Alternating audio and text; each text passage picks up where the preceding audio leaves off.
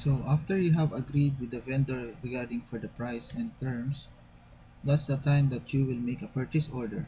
Purchase order is used to buy materials between a buyer and a seller. It specifically defines the price, specification, and terms and condition of the product or service and any additional obligation. So in a purchase order, where you will see the uh, main part of this purchase order is the purchase number. Okay, from the date where you made where you make this purchase order, the delivery terms, the payment terms, specification of the materials that you will be needing, and approval of this purchase order from the management. Next, step 6 is the delivery. The purchase order must be delivered usually by fax, mail, personally, email, or other electronic means. So once you already acquired this purchase order, and you must be deliver it to the vendor.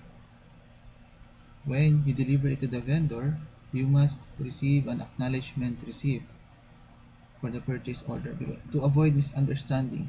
Like for example, you already delivered this purchase order to the supplier, but the supplier mislooked it and caused a delay of delivery from your side because of these happenings. So you must follow up that this purchase order was delivered to the vendor following with the acknowledged receipt from them. Expediting. After the delivery of the purchase order, just the time that you will follow up for your items or for these things, for the purchase order that you have given to them, when it will be delivered, or when it will be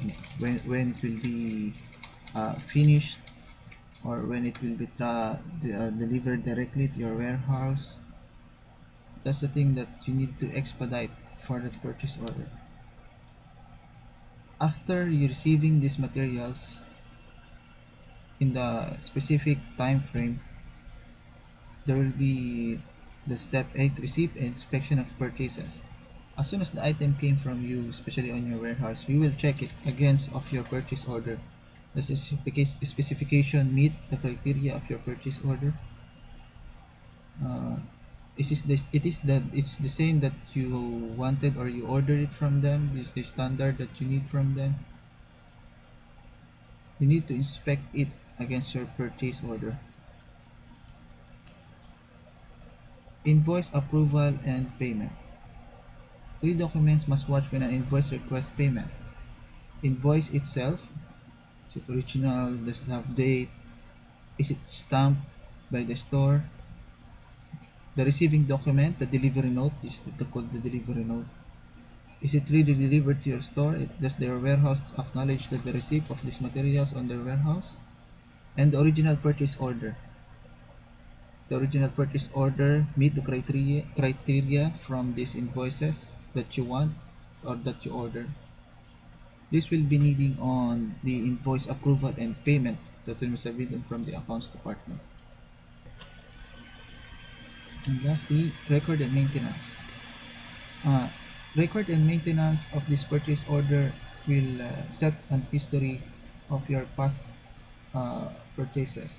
It can be useful for you in the future, like for example, if this material that you have bought from the past also needed from this present day, you can go back and check, and then check the history.